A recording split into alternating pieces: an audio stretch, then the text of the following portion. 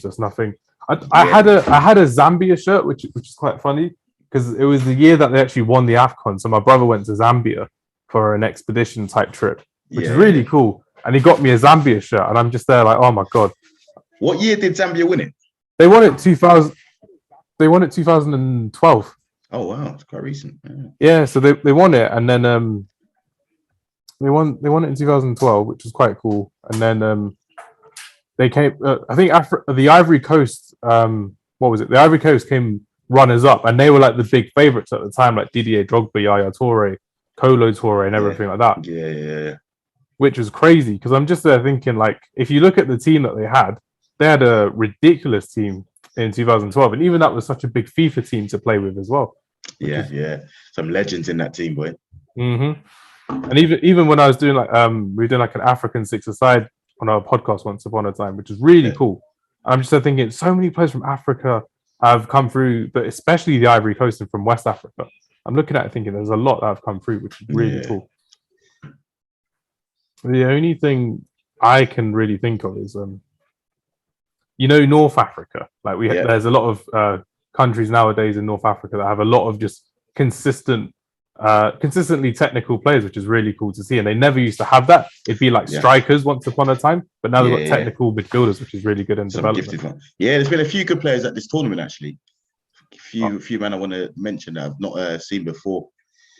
Go for it. Yes, Sangare, one of the players for Burkina Faso, left. Yeah, Sangare is really good. I think there's a Sangare who plays for Ivory Coast as well, and his at PSV. But this Sangare for Burkina Faso, I was like, I've never heard of this guy. So it's really cool to see. And also their keeper that he went off injured yesterday, but I think he has a good tournament. What's his name? Herve Coffee. Oh yeah. He was really good in the group stages as well. Yeah. But no, I had fun watching this tournament. I know it's like kind of ending now, but it's like whenever you watch these kind of tournaments, you get so many cool players to really learn about. 100%. I was going to say it's opportunity for scouts, but it's always a terrible idea to scout players from international tournaments. Terrible idea. It really is. That one never ends well. It never does. If you remember that Iranian side in the 2018 World Cup, and then Brighton got a player from Iran, and he barely got a game for them as well. And they were just memed the whole tournament for being like well-dressed players as well, which is really funny. The classic one is Royston Drenthe from the Dutch guy. Oh, that left back, left back, left mid. He went to the World Cup final in 2010.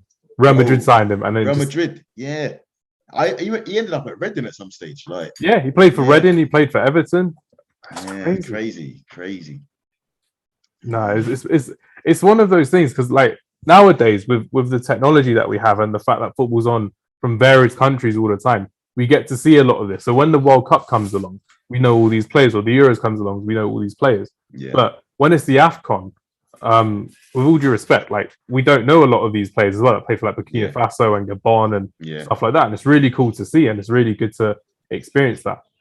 That's just my personal take on it. Personally goes. What I found interesting as well this tournament is quite a few teams have got players that play domestically as well, so in their native countries. Whereas normally you get teams where the guys are all from Europe or around the world. So there's a few teams where they've fielded players that play domestically as well. So I think that's really good to see. Yeah, and I remember listening the other day. Oh, Salah just had a chance there. I'm watching on BBC Three as well, so it's cool. You're on BBC Three. Okay, I'm on Sky Sports.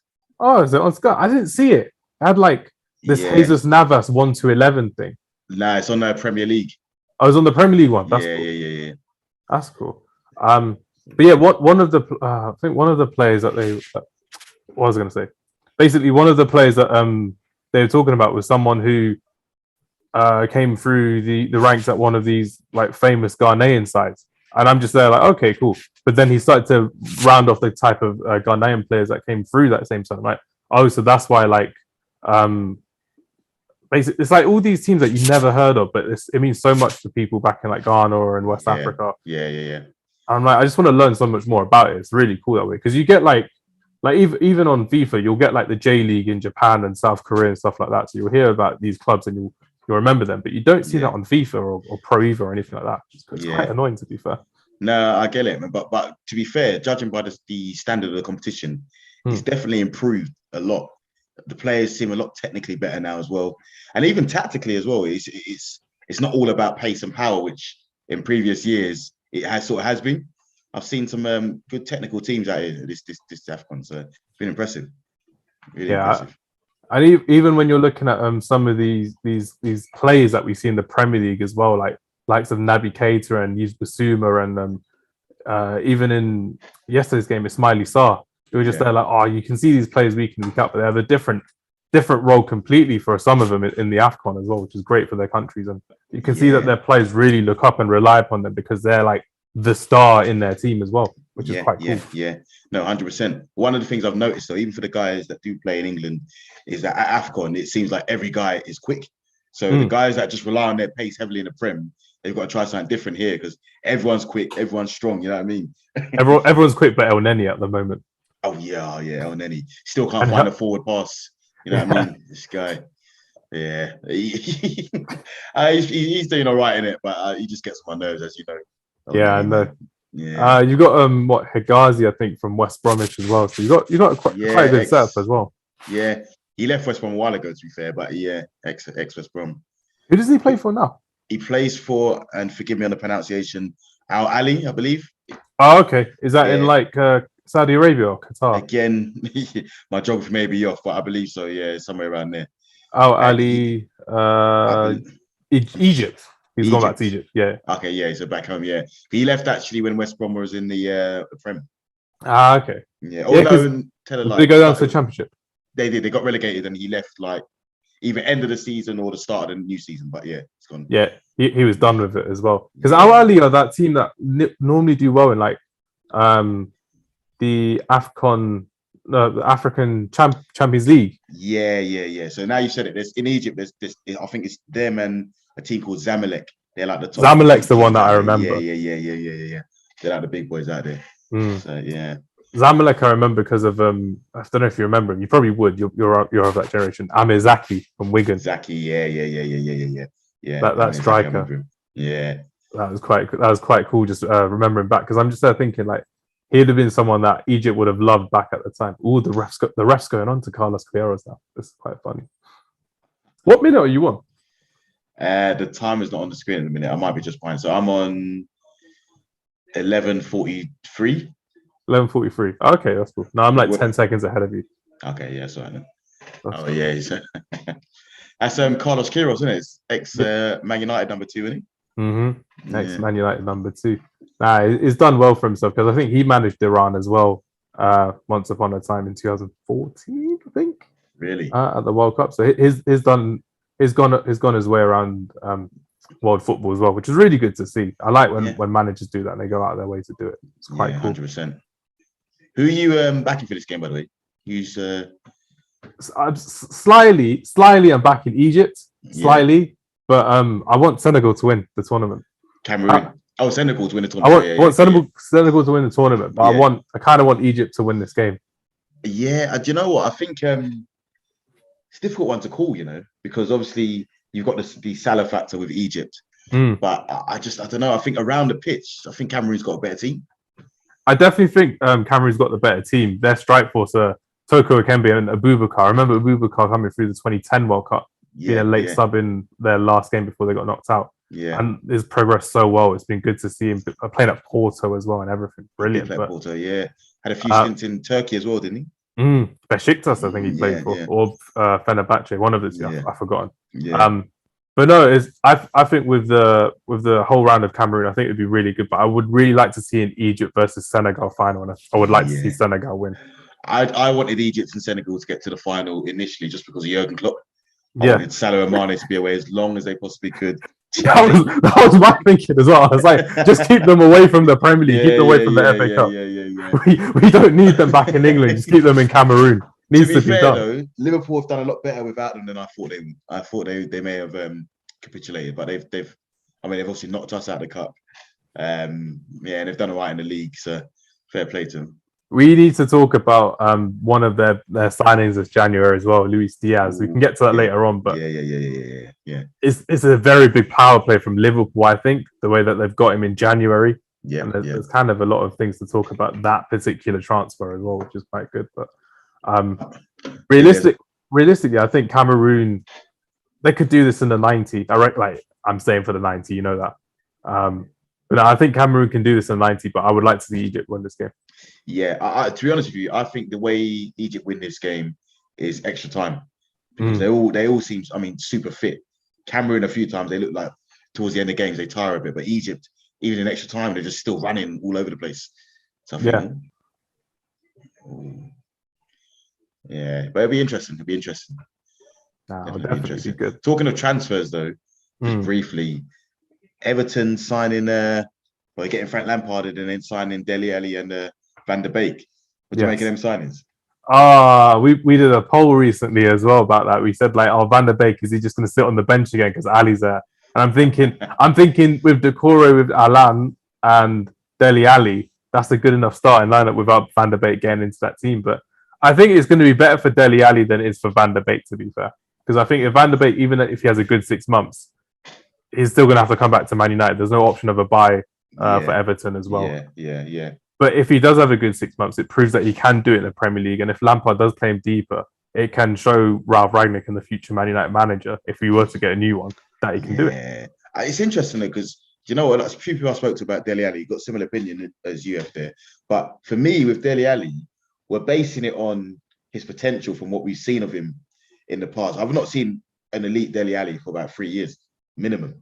I haven't seen it since the end of the 2018 World Cup, because he wasn't it in that 18-19 season, if you remember. In and out of the team, and that's when they started to rely more on Lucas and Son on the wings and Eriksen in the middle. 100%. So I do think Lampard is a good person to get the best out of him. But what his best now is, who knows? Like, he's not been doing it for a long time. So for me, I think it's a decent move for Van der Beek. I think again, Lampard's a great guy to go and work under as a midfielder. So let's see if he can do it in the Prem. I guess we'll see now. I would love it. I would love to see Lampard do well in the Premier League, but I don't think he'll get the best out of Dele Alli straight away. From what you've just told me, it may take a bit of a while for someone to get back into the groove of things, playing every single week, being relied upon that much as well. 100%. And the expectation at Everton is high, even though they don't really achieve much. The fan expectation is always very high when they step out on the pitch. So. Yeah. The one thing we all know about Everton is they're a family club and they're a hard-working club. Yeah. If you're not having someone on the pitch grafting after their 90 minutes, the fans will get onto them. It's shown the case. It's shown the case.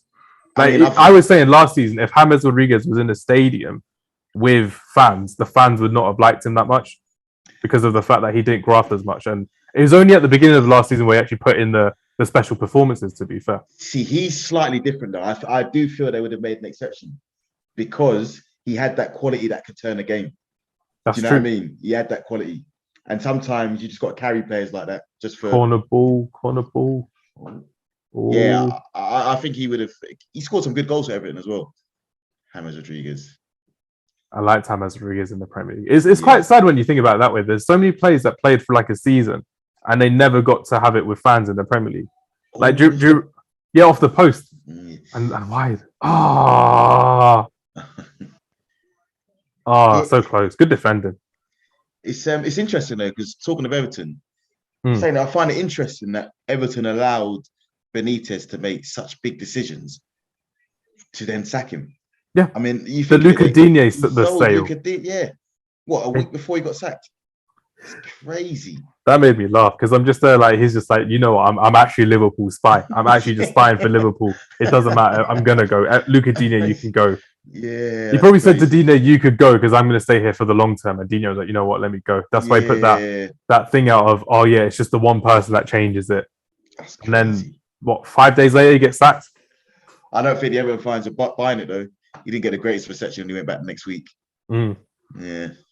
No, it's gonna be good though to see how Everton do over this upcoming season. Because remember they got El Ghazi as well. They got another fullback as well. I think Milenko as well. So they actually invested a lot in loan signings. So they've done but Everton investing a lot doesn't mean much to me because they've spent money poorly over the years. I mean, some of the business that even us, like we sold Iwobi to them for 40 mil. Yeah, I laughed about that. I laughed about that. It was we were talking about Everton a couple of podcasts ago, and I made a case about Iwobi. It's like, what possessed that the manager of Everton or Farhad to actually spend 40 million on Iwobi?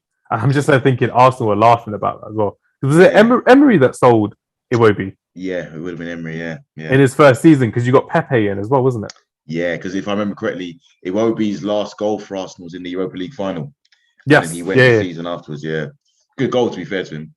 But yeah. So the weird thing about Iwobi is that I still don't know what position he played. Like, I don't know his best position, left wing or right wing. Yeah, I mean, I'm still not happy with him as well because he came on in the game we lost to Tunisia and as a sub and got sent off within like 5 minutes, and that killed the game. Essentially, he was chasing the game. He comes on and we're a man down. So yeah, he's not going through the best times at the minute. I don't even see him breaking into the Everton team at the minute as well. I wouldn't have him in that Everton team at all. Nah. Anthony Gordon's having a much better season. Damari Gray, Andros Townsend as well. Andros Townsend, yeah. And with El Ghazi coming through, well, 5 wingers you have in the team. Yeah, it's interesting. But go on, Kez. I have to ask you the question. Go on. How was your whole reaction to the whole Nigeria tournament and them getting knocked out? To be honest with you, group stages, best team in the competition for me. Was extremely confident from the group stages. You had a very fun group stages. From what I was watching, it was very fun to watch. I was watching the group stages, and you're seeing 0-0s, 1-goal games. Everyone was. I was looking even the favourites, Senegal. I mean, they picked up recently. They were looking poor. I was looking at all the big boys, thinking there was no one I really feared from the group stages. And then Tunisia happened, and how do you explain that? Do you know what I mean? It's a tricky one. I mean, I do think if we beat Tunisia, the game against Senegal would have been interesting. It would have been interesting, but that would have been a brilliant game. Nigeria versus Senegal. It would have been, yeah. But I mean, to be honest with you, knockout football, it is what it is, isn't it? You lose and you're out. And going down to 10 men didn't help. So yeah, it was just silly from Iwobi, to be fair, as well, because you're just there. What 46, 47 minutes. That's when the goal happened. Iwobi comes on like 20 minutes later. Yeah, I feel from a little bit. I've got a bit of sympathy because the instant he had possession of the ball and he sort of stepped over it to sort of shield it, and he stepped down on the opponent. Yeah, do you know what I mean? So I've got a bit of sympathy for him, but it's still just highly annoying in the circumstances you're chasing the game and then you go a man down. We go again next tournament, and I literally felt I was really confident. Your attack was sublime as well. Chukwueze as a right wing is so good. Iheanacho. Iwobi was pretty good as well. But the fact that you had like I forgot the number 10's name. What's the number 10's name? Aribo. Is it Joe Aribo? Joe Aribo, yeah. Yeah. It's Rangers, yeah. I was watching Joe Aribo yesterday in the Rangers game. I'm like, I'm sure he was at the Afcon. And then I was looking back at it. It's like, that was Joe Aribo. But I'm just there thinking his journey into football was so different than what I've realized. Coming from non-league football, going into the Rangers starting 11, getting into the Nigerian squad, and it's fantastic to see. Well, he was at Charlton when they was in League One, I believe, under Lee Bowyer.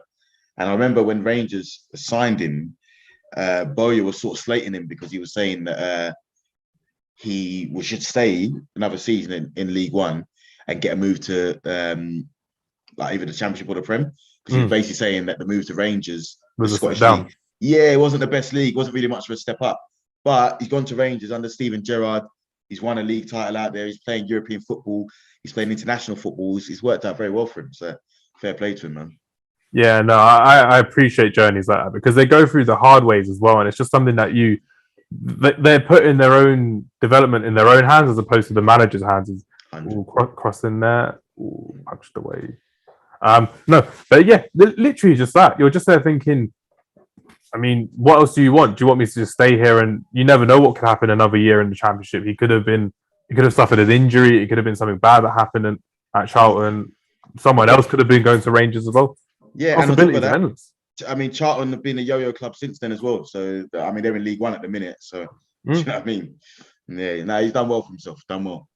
And to be fair, I mean, even though we did lose to Tunisia, the future's bright because a lot of the players that are in the team are very young. Very young.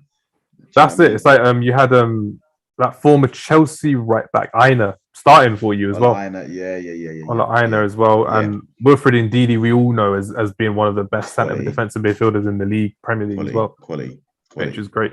It's just there were some players that were missing for you as well.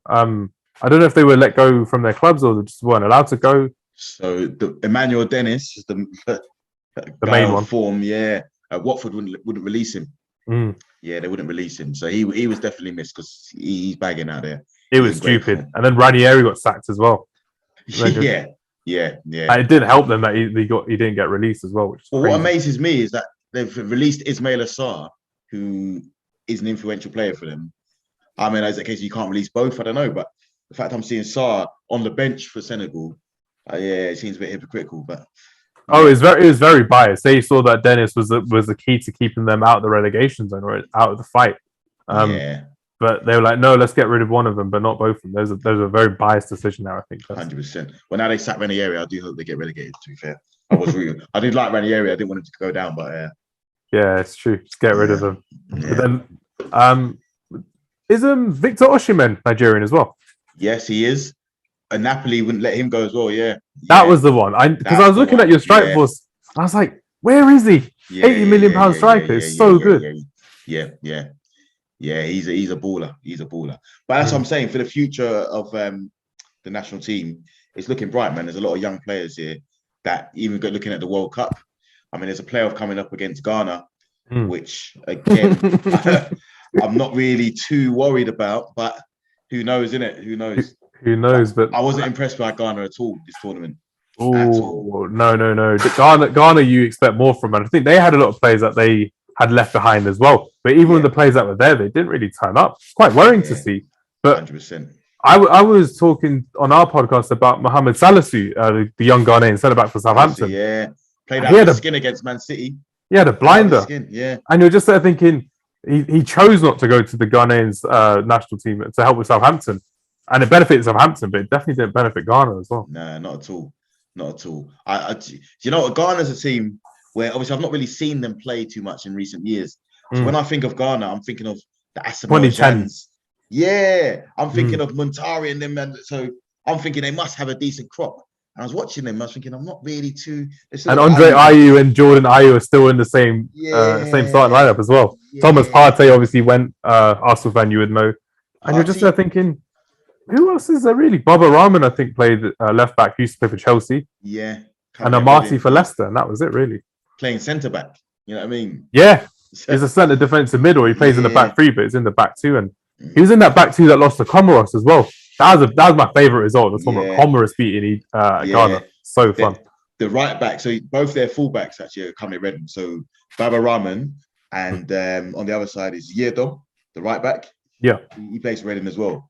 So you look at the back line, you've got a CDM, two championship guys, and I don't remember the fourth guy in the back line. Yeah, the team's not looking too strong at the minute. It's not looking too strong. But they could turn up in it, you know what I mean? A lot on the line. But yeah, winning that game, I think it could have a decent World Cup. All your players available. Who knows, man? Who knows?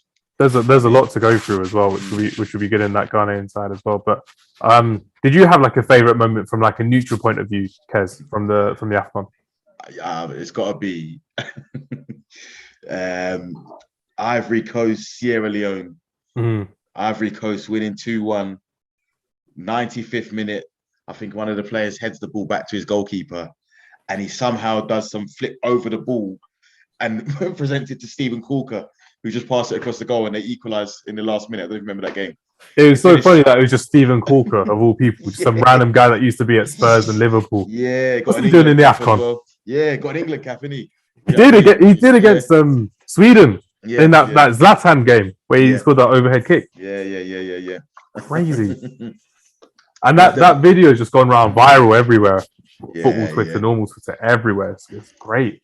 Yeah, that was the most bizarre moment for me. I think there was one more bizarre one where you're talking about. Well, there's loads of bizarre moments in this tournament, and it's been great. The Comoros left back going in goal. Oh yes, yeah. When all the goalkeepers got COVID, had a good game as well. To be fair to him, yeah, he did really well. Yeah, he's put enough saves. That funny bit in the game when someone's coming to shoot at like an acute angle, and he just puts his hand behind his back. It's like, what are you doing? Yeah. Like that. That's when Abubakar scored, isn't it? Mm. He put his hand behind his back initially, and then he remembers he's in goal. Better than Dean Henderson, though, to be fair. His position is much better than Dean Henderson's. Oh, for that Salah goal. Yeah. He's like, just show him, just let him walk in the goal. Just let him walk in. That was terrible. Do you know what? One even more bizarre moment is, I mean, it's been highlighted many times. The ref. Oh, my God. Blowing up at 8 on the 85th minute and in the 89th minute with 9 subs in the half and a VAR review, which he still, even that, he sent the guy off and they're telling him, no, go check that because I don't think it's a red card. And he runs over to the screen and still sticks with it. He's like, no, I'm sticking with it. It's ridiculous. That is the worst refereeing display I've ever seen. He must have been match fixing or something like that. Well, do you know what they tried to say afterwards? They were trying to say that he was suffering from heat stroke. Yeah, which is why the players lost concentration. Yeah, he said apparently they tried to say he went to hospital afterwards because he suffered from heat stroke. No, so that was why he had a lapse in concentration.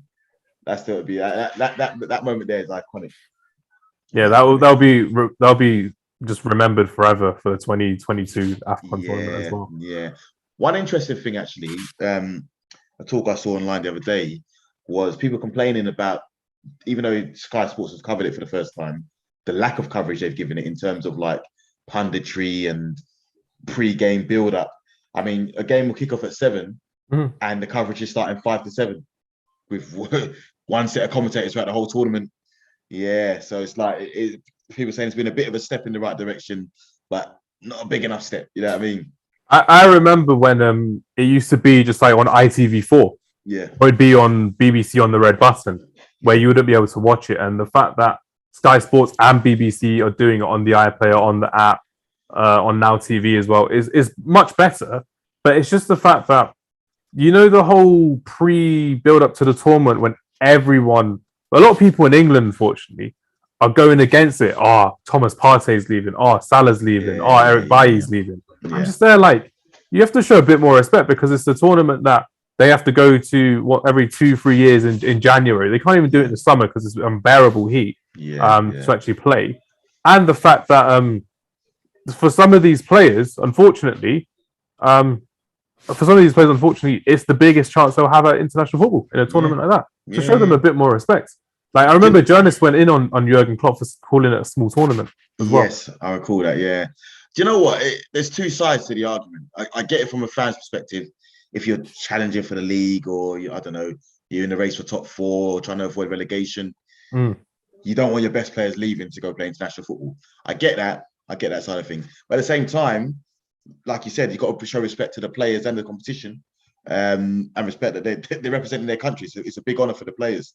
Do you know what I mean? It also happens in the Asia Cup as well. It's just the fact with the Premier League, you have very minimal players leaving for the Asia Cup for the likes of Australia, Japan, South Korea, a lot of the Middle Eastern countries as well. So I'm just there thinking like, no one really brings up a fuss when like Chris Wood goes for New Zealand. Yeah, true. Didn't matter for them. Yeah. Or when Son goes as well. But no, realistically, it's been great that the narrative's kind of changed as well. And even for me, like, I've been enjoying talking about it on the podcast since January. It's been a long tournament, but it's been very enjoyable to watch. And even from, like you mentioned, from a scout's perspective as well, when you're looking at it thinking, there are some decent players that we don't really see, or you'll look at some of these players thinking, they just play in Ligue 1 in France. They're playing Ligue 1 or they play in Serie A, but you just don't really notice them because they're not at one of the bigger teams. Yeah. Like exactly Strasbourg or Bologna or any kind of team like that, FC Twente maybe, just really cool. Yeah, it's interesting as well because the teams you mentioned and the leagues you mentioned, you do get a lot of technical players in those leagues as well, you know. Yeah, a lot of technical players, even in the French league and the Italian league. I've been watching a bit of Italian football recently, and obviously the pace of the game isn't as quick, but I think it's a lot technically better than I'd say even the Premier League. In terms of in the Prem, you get obviously, it's a high pace, it's a physical game, it's very entertaining. But if you're looking at technical ability of players and what they're doing on the ball and tactical setups, you see some good football in Italy. You really do. Good football, And it's no surprise that they're the European champions as well, for the fact that they played us off the park at Wembley. For the likes of the players that they had, Locatelli, Verratti, Tonali coming through at AC Milan as well. Obviously, Jorginho at Chelsea after playing at Napoli as well. But it's really good that way as well. That's why I appreciate when other people get to watch different leagues like yourself as well, because it shows that you're actually learning these different things as well. And You don't have to appreciate football for the same thing that you appreciate English football for, which is what a lot of people try and do. Oh, it's not this, it's not that. Yeah. You're comparing it to the Premier League at every stage. But if you appreciate it for what it is, then you can enjoy it. Even the French league for me, it's improved a lot because there's a lot of teams now in France that are decent. So you mentioned like Strasbourg, good side, good football inside. Like they play well. Normally, you think of France and you're thinking maybe PSG, Monaco, Marseille, Lyon, and Lille obviously winning the league last season as well. There you Surprised everyone. Yeah, for real. But there's some good teams in France as well at the minute. Good teams, yeah. I think Lille have got Chelsea in the Champions League next round as well, which would be quite good. Yeah. Oh yeah, they drew them twice, didn't they? So Just unlucky twice going to the European champions. No, but it's quite good as well because you're just there thinking like from like if you were looking at like a mid-table club in England, like for example Everton or Southampton, for example, Ralph Hasenhuttl would be looking at some of these players and thinking, you know what, he may be able to do a job because instead of looking at a European player who could be 10, 15 million euros more expensive on higher wages, if you're looking at someone who's in and about the team in a mid-table side in France or the Netherlands, it could work really well. And that's kind of how Claudio Ranieri got a couple of his signings initially at Leicester. Riyad Mahrez coming from Le Havre, I think he came from. Yeah, he did, yeah. N'Golo Kante, of course, coming from Ceyhan, I think you pronounce it like that. Yeah.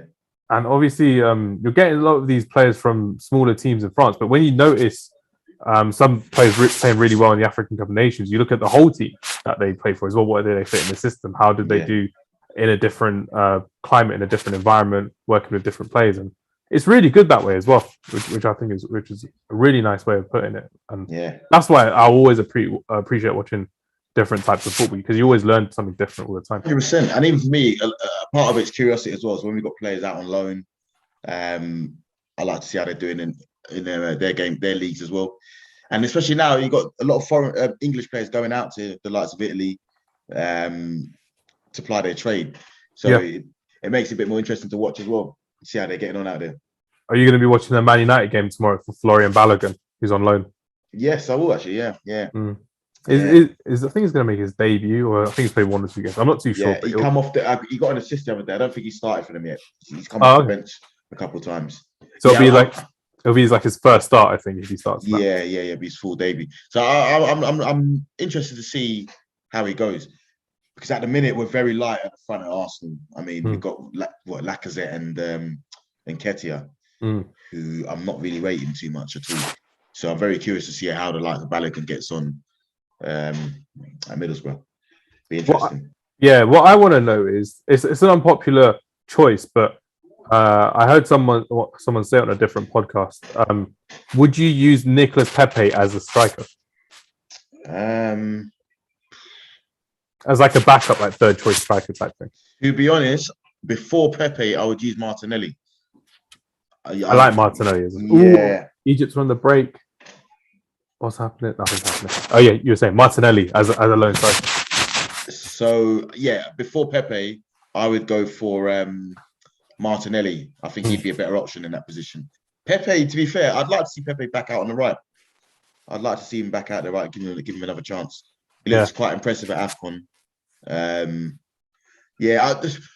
My worry at the minute is with players under Arteta is once you fall out of favour, I'm just wondering if there is actually a pathway back for you, or does he make up his mind and that's it? Do you know what I mean? Is he stubborn in that way as well? Because you've seen it recently. Ozil, Aubameyang, which we'll talk about in a bit as well. David Luiz went, Socrates went, Callum Chambers left as well. That was surprising to see straight away. Do you know what? I mean, I'm hearing the Deadwood argument, and we did have a lot of Deadwood. I think it's a funny one because under Wenger, he was a bit too maybe lenient, a bit too passive. He put too much trust in players. He didn't really have to ever repay the faith. And now we've got a guy that's going on ruthless and almost willing to cut his nose off to spite his face, getting rid of his best striker and going without until the end of the season. So to Egypt. What's he doing here? Oh, ball's been whipped back in. Oh, yeah. Oh, Onana. Decent save. Good save, yeah. Really good save. Yeah, nothing. gave a goal kick. Yeah, he gave it offside, I think. Never saw okay, that. fair. Yeah, no. So now I think with Arteta, they've got to back him now. They've let him make all these big decisions. So now what I want to see, to be honest with you, a part of me is upset because I'm thinking to myself, how can you let Aubameyang go when we've only got Nketiah and Lacazette? But then the flip side is, if you want to build a winning culture, you've got to be ruthless. There's no time to carry passengers. So on that front, do you know what? If that's the way he's going, then let's see how it goes. You know what I mean? I'd like to see where Arteta goes, because you've given him a lot of time. You've done a lot with him, and hopefully he'll give a lot back to Arsenal as well. Because I know literally you're hunting for that top 4 place. If he's one of those managers that wants a smaller squad because he can trust every single one of those individuals, then that might work in your favour, to be fair, as well. Yeah, it's just you just have to look at it and see if Lacazette can continue producing the goods, if you can rely on that attacking trio of Saka, Smith Rowe, and Odegaard as well, and if Martinelli can actually perhaps play as a centre forward, a lone striker for a good 5-10 games or so for Lacazette, and Pepe comes back into the fold maybe as well. I enjoyed watching him at Afcon as well. For the games that I didn't see Ivory Coast that much, but when I saw him, it was quite enjoyable because it looked like he had a breath of fresh air in him as well. Yeah. You can see it playing with a freedom. Yeah, you know what I mean. I think sometimes when you're struggling for form, you play a bit tense, and he's one of those guys that he just needs to be free and just do his thing. You know what I mean? Definitely. So hopefully, I mean, with Pepe, I was saying to everyone before this season, this is the season he's coming good, and it's been the complete opposite. So I'm hoping he can kick on second half of the season, a bit more responsibility now. Aubameyang's gone, and see where we can go from there, man. Definitely. But the worry for me though is that you've got so many clubs around us strengthening. That's the issue, I mean, don't worry, Man United isn't one of them. We're not strengthening them. We're just getting rid of players, just like you. You. I've got a question for you though, man. What do you make of the Lingard situation? I feel sorry for him. Man. Hold him hostage. It's a double-edged sword, really, because I'm there as a fan thinking. I've said this on the podcast. I've said we don't actually use him. We don't need him. Well, this is when we had a certain number 11 right wing, left-footed striker. So that's kind of changed the situation. But we won't mention that just yet. But before that happened, I thought we've got a lot of these players. Ralph Rangnick really likes the look of Elanga. Amad Diallo's going on loan to Rangers. Martial doesn't look like he's going to be getting a game, so he ended up going to Sevilla. And I'm thinking, use Jesse Lingard as another attacking midfielder, as a right midfielder, as a left midfielder, because he did really well for the West Ham that way as well, because he played all across the front three, did very well. And I don't even mind seeing him as like our first choice left mid. Lingard, Fernandez, and maybe Sancho on the right, Ronaldo up top. It doesn't bother me because Lingard offers something different, and he works a lot harder than a lot of our attackers do as well, which is something that Ralph Rangnick would like. But a certain Manchester United forward has really pissed off a lot of the fan base and a lot of people worldwide after that one there, what he's done. It was quite sickening what happened on Sunday, and it was the first time, to be fair, Kaz, as a podcast host, that I got like so many people messaging me. I'm like, no one talks to me about football normally, so why are they coming up about this? And clearly it was a negative thing that's happened, and it's a very bad thing that's happened. But I'm like, why are they all messaging me? I'm like, everyone would know that I'm not going to back someone just because he plays for my team. It was horrendous what happened, and it was disgusting. And it was the fact that, you know what the girl's dad said as well. That really annoyed me as well. Bro, that's one of the worst parts of it. Honestly, in light of what came out, because do you know what? In any other case, I would go with the notion innocent till proven guilty. But when the evidence is this damning, I'm sorry, bro. You know what I mean? We can't let nothing slide there, bro. No, not at all. I was saying rip up the contract, terminate him. I don't care what's happened. That's unacceptable. Because if you accept it, then all footballers around the world will think, you know what, I can get away with this because the club will back it. And if it's a club like Manchester United backing it, all other clubs will think, you know what, that's something that they're going to do. But other players will think, you know what, that's acceptable and that's how we can treat people. But you can't treat people like that at all. It's an interesting debate, and it's probably one for a later time. But I mean, often when you see footballers in privileged positions commit crimes, there's normally some sort of pathway back for some of them. Some of them have the pathways back, others may not have. It'll be interesting to see how this one pans out, because the evidence against him is so damning, but then on the other side, you've got a very talented footballer. It'd be very interesting to see if well, hopefully he does do jail time. If later on down the line in a few years' time, there's clubs there trying to find a way to give him some sort of way back into the game based on the potential that he's shown up until now. It'd be interesting to see. It'll be like I think there's a lot of players that have done that. Adam Johnson, who went to jail for what he did as well. Yeah. There was a Sheffield United former player who went to jail. Ched Evans, Yeah. again, similar situation to Mason Greenwood. It's just it wasn't recorded. It was actually proven that he was guilty. Right, but here's the thing, because Ched Evans actually, if just talking on that one, I think he got acquitted on appeal later on. So he did jail time. He did jail time, then he got acquitted. Yeah, he got acquitted, yeah. The reason why I mention it is because you look at someone like Adam Johnson, who was an all right footballer. If you look at his age when he went inside, it's a lot easier for clubs to turn their head at him and be like, no, there's no way what he did is atrocious. There's no way back into the game. Ched Evans, okay, fair enough, he got acquitted, but there was a lot of noise around him when he came back. I think he tried to sign for Sheffield United. Yeah. And I think Jessica Ennis was willing to cut ties with the club if they signed him. Now, with Ched Evans, he was an all right striker, but again, he's not a world beater. Do you know what I mean? He'll do a job at a certain level, and he's now doing a job he was at Fleetwood last time I checked, maybe gone to Preston. He's doing a job somewhere. He's all right. But when you look at Mason Greenwood, but my man, let's call him my man. MG. Yeah.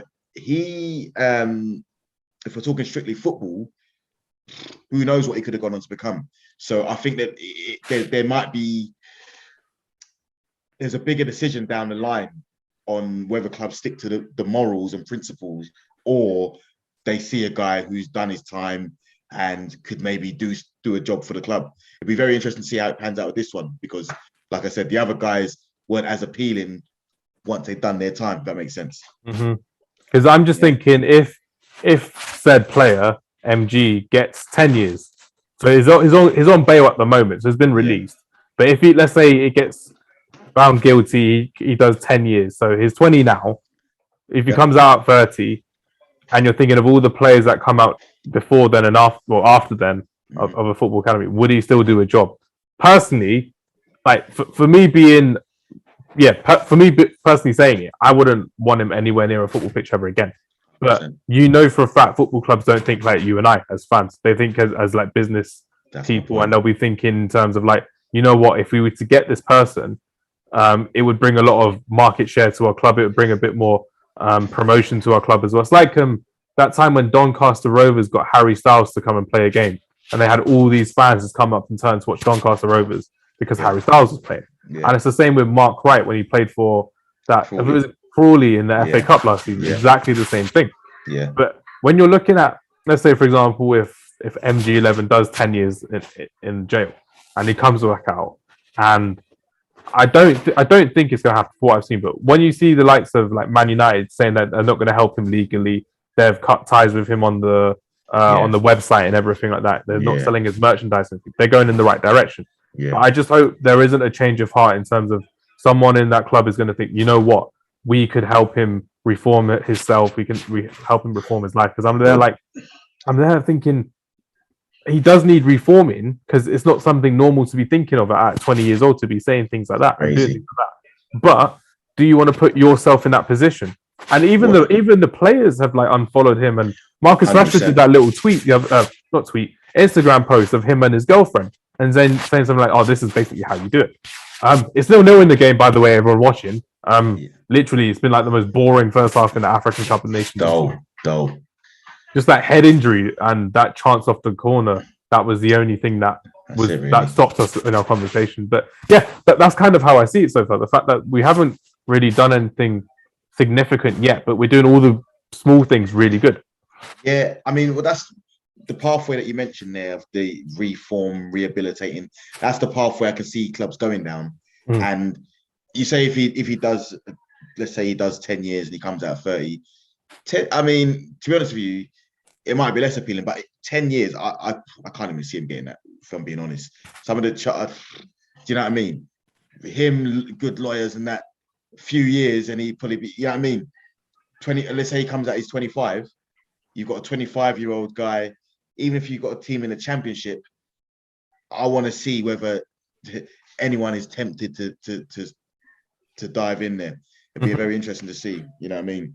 Because it's even like it's completely off topic, but it's exactly the same thing as like when I think a couple months ago there's a police officer who did something very similar to that in Aylesbury, from Aylesbury or Hemel Hempstead, and you're looking at it thinking, oh, okay, he's going to get away with it. He's a policeman. He's of the right ethnicity, let's say, and he got away with it. He got acquitted. The judge believed his crocodile tears and all of that, and you're just there thinking, with the right backing, with the right words that you're using, anyone can get away with it. It's horrendous. That's the problem. I think the thing in this instance is the voice recording. That is, I mean, you can't get away from that. Yeah. If you know what I mean, yeah. In my opinion, there's no point in a trial. What are you investigating after that? Here's the evidence. Do what you got to do with it. You know what I mean? It's all there. Just get it done. Yeah. The point I'm making is, it's a lot easier to stick to the morals for these clubs when the player doesn't have much commercial value. Do you know what I mean? So this will be the real test of if you actually believe in this, or you know what I mean? It's just a ploy, because hopefully not, but I still feel that there's going to be some attention around him when he does said time. So it'll be interesting to see. Definitely. Very interesting. But yeah, we're at halftime now. The best thing about this game, besides talking to you, was seeing Yaya Toure in the studio as well. So I found that quite funny, seeing him back in punditry, which is quite fun. But I know you're watching on Sky. Oh, they've actually got pundits on there. Yeah, they got pundits on. Yeah. When you mentioned it, I was like, oh yeah, they've got pundits on BBC Three. They've got Neda Manua, they've got Jermaine Genius presenting, like his Gary Lineker, which is quite cool. Okay, big him up. And Yaya Toure, which is good. BBC Three, yeah, okay. But yeah, basically, we were talking about transfers earlier, but I think we'll get into that now because there were some very good transfers in the January transfer window. But first things first, Kez, being an Arsenal fan, let me hear your thoughts on Pierre-Emerick Aubameyang. Yeah, Aubameyang. Do you know what? I'll always be grateful for the good times, man. I find it difficult to bash him because there was a time where I couldn't see Arsenal getting anywhere without him. Mm-hmm. You know what I mean? I was begging him to sign. It was that first full season, wasn't it? Because he came in January, then that first full season he came in, and he was like, without his goals, he would have been like 15th or 14th in the league. There you go. He literally carried us with his goals. I mean, if you look at people talk about the Community Shield, fair play, but the FA Cup for me, where you beat Chelsea and then City. I mean, again, is Man City in the semis, wasn't it? Or was it Man City in the semis and Chelsea? Yes, correct. City then Chelsea.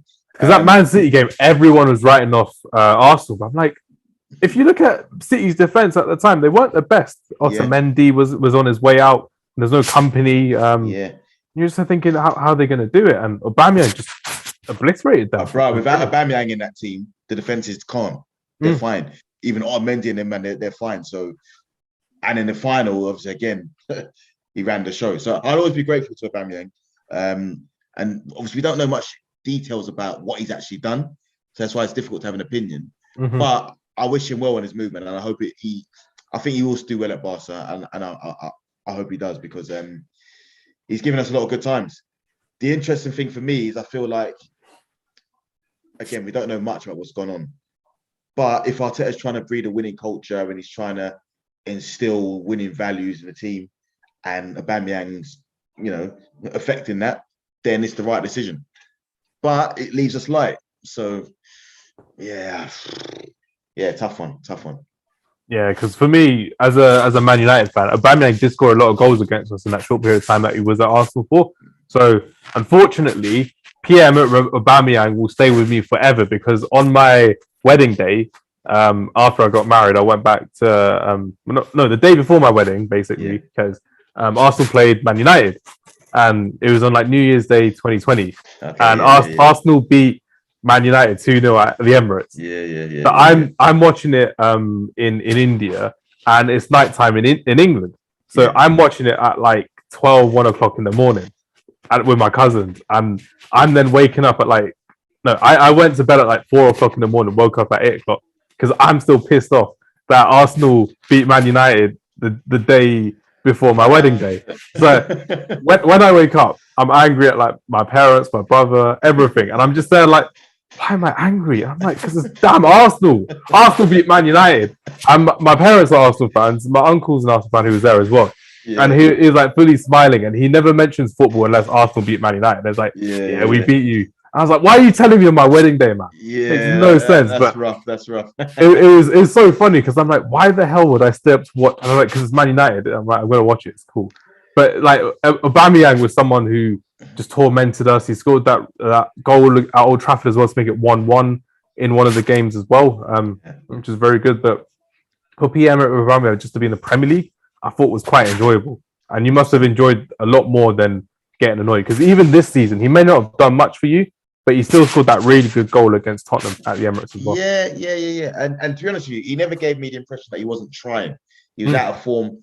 I mean, I don't know what he's like behind the scenes, but I never got the impression from him that even when he wasn't scoring, that he wasn't trying. Yeah, he was trying. So I never really lost faith in him like that. And I do believe if things worked out and he stayed at the club, he would have scored goals the rest of the season. I do feel that. But that's football, and hopefully it works out for him. You know what I mean? Definitely. I'm sure it will. Yeah, I mean, you can only be better than Luke de Jong and Marcus Braithwaite as well. At Barcelona. Yeah, they've signed well, to be fair to them, but I've seen that they've put a clause in his contract which basically allows them to terminate his contract if there's any indiscipline. Ooh. Yeah, so that's a big one. They protected themselves there. Yeah, it's interesting. No, 100 million euro release clause as well. Ooh. So, yeah. If anyone wants to spend that on Pierre-Emerick Aubameyang, Adama, and Depay up front. Yeah, it's not a very Barcelona front three, but it's a very good front three. Well, it'd be like an ultimate team front three. I saw a meme the other day, which was Barcelona one striker short of having the Middlesbrough front three from the 17-18 season. They got Braithwaite, they've got Adama, and the other person in that was Britta Somalonga. So that was it. That's what I'm sure. Yeah, Adama was at Middlesbrough then. It makes complete sense, which is crazy. Crazy times. But yeah, Man United haven't signed anyone. We've just got rid of people, just like with yourself, Kez. So again, Martial's not in the squad. He had a nice little cameo helping with the winner against West Ham. And then he got booed off the pitch, which is quite sad. I don't think he's ever deserved to be booed. A couple of guys on our podcast don't really particularly like Anthony Martial, but for me, you always have to like people at face value for what you see on the pitch. And for me personally, whenever I've been to Old Trafford, a lot of times that I've seen Martial play, he's scored and he's done well and he's got the winner in. Like, one of my favorite games I went to was Man United versus Spurs, and Martial scored the win in like the 80th minute. It was that one where Mourinho shushed down the camera and Poch's in the background with his arms folded in the rain. But no, Anthony Martial, I hope he does really well at Sevilla. He deserves a win, basically, because after Ole Gunnar Solskjaer changed the way that he was playing him, he just didn't really get on, because he had that number 9 stint for a season or two and he did really well. He's a top scorer. Do you know what? I talked to Man United fans quite a bit. And for me, Martial, I mean, I've got onto him because he came with a Ballon d'Or clause in his contract and whatnot. Oh, everyone gets onto him about that. Even Man United fans were like, we saved some money with that Ballon d'Or clause. The best bit of business Ed Woodward's ever done. Put that Ballon d'Or clause in there. So good. But in his defence, though, he signed for Man United at a time where it's incredibly difficult to succeed because you've got all the expectations of the Fergie era in the past, which, if we're being honest, United fans still live in, and most of them. I've accepted my fate. That's why the grey hairs don't go grey anymore, because that's why I've gone back to normal black hair. We're all good here. But yeah, he's come in, and it's like you're expecting, the fans expect him to propel you back to former glories, but the team around him isn't as good. Do you know what I mean? So I feel for him, because I think he'll do well at Sevilla. I think he'll score goals, and he'll have a new lease of life out there. But when you've got the fan expectation, it reminds me of, and it's on a different scale, but similar to what we're talking about with Everton, in terms of the fan expectation is so high for what they can deliver, they're always going to be disappointed and under pressure. Do you know what I mean? Yeah. It's like that with Spurs as well. We'll get to Spurs in a second, but with Martial, it's the same thing. Like, I was really happy that he got a trip to Sevilla because there was like links with Barcelona and Juventus, and I'm like, I want him to be playing week in, week out, so it builds his confidence, and people can see what a good player really is. And you go back to when you were saying that we're in a time of when we're expecting big things at Man United, and Man United fans unfortunately always expect the best, but we never get the best. And there was times when we had like Lukaku as our top scorer with 26 goals, 27 goals in the season. Zlatan with 25, 26 goals. Martial was in that bracket as well a couple of seasons ago. But the team around him just doesn't reciprocate. It didn't reciprocate for Zlatan. It didn't reciprocate for Lukaku. We finished second in one of them. I think it was the one where Lukaku scored. And you're just there thinking, we're at a stage where we could be building further. But what we do instead of building further, we regress. We always go back. And that's what happened that season after, even last season. We finished second. We've regressed. Signing new players. It hasn't been the best thing. We haven't recruited in the right department. And it's quite worrying to see how Man United is. But when you're going through 8-9 years of this, for me, I'm just there, like, just accept the fate, enjoy the wins, enjoy your little, like, for me, enjoy the little wins against like Villarreal and Atlanta in the Champions League. But you know, when it comes to the big boys, Liverpool, Man City, Arsenal, and Chelsea, it's not always going to be the best thing for you. So, well, another person that's been a victim of what I've just said about Martial at your club, to even more of an extent, is Paul Pogba. Again, he's been a guy that your fan base is clearly divided over. But I mean, I don't know what you expect from Paul Pogba playing DM or whatever in a team that he's not performing. It's crazy. I remember there was a game. Thank you for saying that from an Arsenal point of view. Or from there was a game when I needed to hear that from someone else that wasn't a Man United fan. But thank you very much. Your last game of the season, I can't remember what year it was. You can tell me. Was it Cardiff? Yeah. And I remember him getting booed and I'm thinking to myself, wow, like this guy's been one of your best players. Like, the funniest thing is he was our top scorer that season and our top assist player that season as well, and he got booed. Crazy. Season with Lukaku, Sanchez, Rashford, Martial, and he beat all of them whilst he was injured as well for a lot of that period. So for him, when I'm looking at it and they're talking about a new deal for him, I'm thinking, why would you want to stay at United now? Like for me, I think now he's gone back to United. You know, the love story's over now. Move on, bro. Like, move on.